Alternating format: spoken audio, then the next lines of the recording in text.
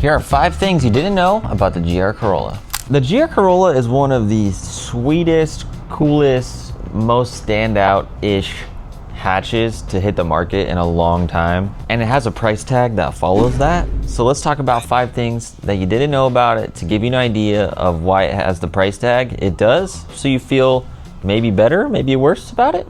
Let's get into it. So you have the GR Yaris that's in the WRC Championship, World Rally Championship. Those people, the Gazoo Racing team, build and have their hands on the development of these cars, and they transferred it to the GR Corolla. As you know, it has the same engine, drivetrain, etc., just a 4-door version for America. It's built to handle gravel, snow, tarmac, daily drive. But the first fact is that you may not know that the GR Corolla is actually built in the GR specific factory, where technicians there build these cars manually. So they have more precision, there's more eyes on it, it's less automated. It's not some high production car. It's always gonna be limited, and it was designed that way. I'll have editor Justin throw the name of the factory on the screen. I'm not even gonna try that Japanese type words and butcher it. According to my research, the GR Supra is actually built in Austria at a different place. So it does make this different in my opinion. If my research is correct me in the comments if I'm wrong. You may not know, if you're just getting into it, that this car has a 3-cylinder 1.6 liter engine. Think of a Can-Am X3. Those have 3-cylinder engines. They're not the most common thing.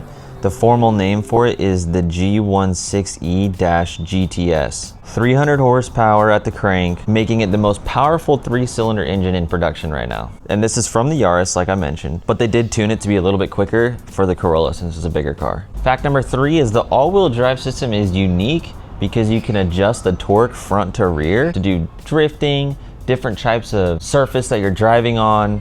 You might want some more power up front or the rear, and it's controllable. You can do 50-50, which is rad, and they take everything from their rally experience and make it as production oriented as possible to put out some more units into the world in these cars to give us enthusiasts something that feels like a rally car. And this thing does feel very raw, like a rally car. If you're thinking, how does this guy even know that? I've been to Team O'Neill Rally School for their full week-long rally school where we drifted Subarus at high speeds through the hills. I raced a Mazda Speed 3 on my last day on my trip, through the trees going 90. I've done co-driving in a 2-door GC chassis. I haven't experienced the world when it comes to rally, but I've experienced enough to know that a car like this, at face value for a consumer to get, is really, really raw feeling. It feels good, and I can only imagine if I lived somewhere other than Arizona that actually had some nice gravel roads to take it on, that it would be a ball right out of the box, and it would be something you could go shred and then drive home also and not have an issue. But to speak to the specifics of the drivetrain, you've got 30% up front, 70% rear, you got 50-50, and I believe it's 60-40.